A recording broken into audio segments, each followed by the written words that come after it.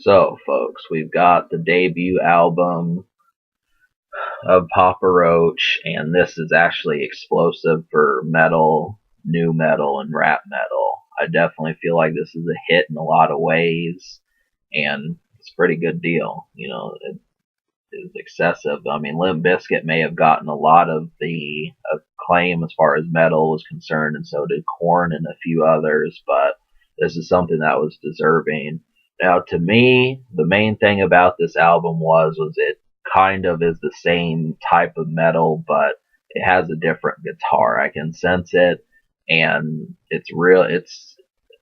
I'm not quite as sure how to adjust to different guitars. It's a strange doing. It's not that I don't like the music, but when you're used to something and then you try something else, it's like, well, how do I know? How do I convince myself to like it?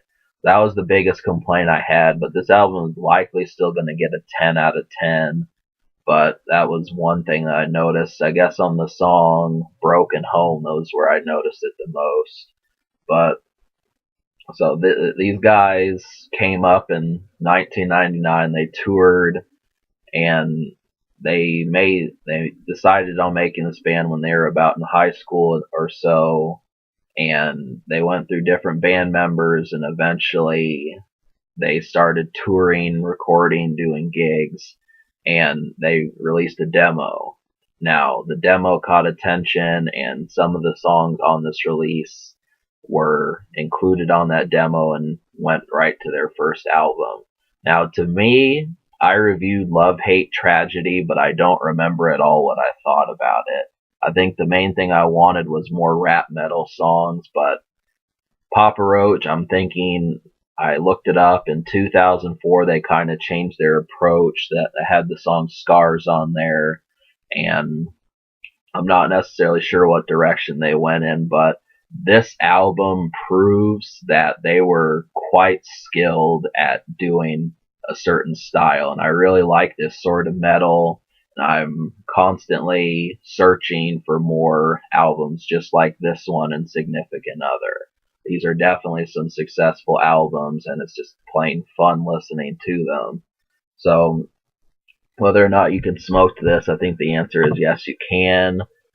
Dead Cell, Between Angels and Insects, Snakes, Binge. These are all some great ones. There's 11 songs on here. There actually is 12 if you count the song. There's actually two songs in one song, which I didn't like, but it's still there if you want it. The production, this is really good. Like I said, the guitar is different from some metal albums, but I mean, really, I like most of the songs on here, so I liked 8 out of 11. So, and then basically there would have been one almost song that I'm kind of on the fence about, but other than that, it's basically the whole thing. So I really liked Binge a lot. I really liked Dead Cell. All of these sound the gnarliest. The remaining Thrown Away, that song is another real gnarly song. And Last Resort, I think a lot of you have heard. So those are four really extremely good ones. Between Angels and Insects is one that kind of caught my attention a bit more. But we'll just go right to the unheard songs. So the unheard songs are songs that you may not have heard, but should probably take a listen to. So out of 11 songs, like I said, I liked 8, but then one almost song.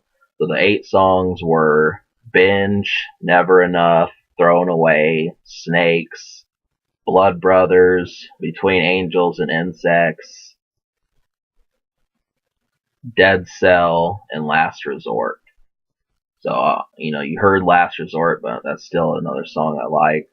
So the Almost song, which is a song that I'm kind of on the fence about, was Broken Home, and I've already given you the reason why.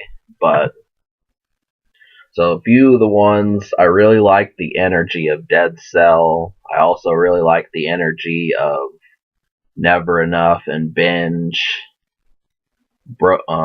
Between Angels and Insects, that one kind of felt like it was just hard to describe how these songs were. I mean, most of them have the energy part of it down, but some of these feel like you're either doing something or getting ready to do something, and both of which are extremely good feelings when that happens. So this is just playing for whatever you're getting ready to do. You've got something that's going to keep the excitement in you.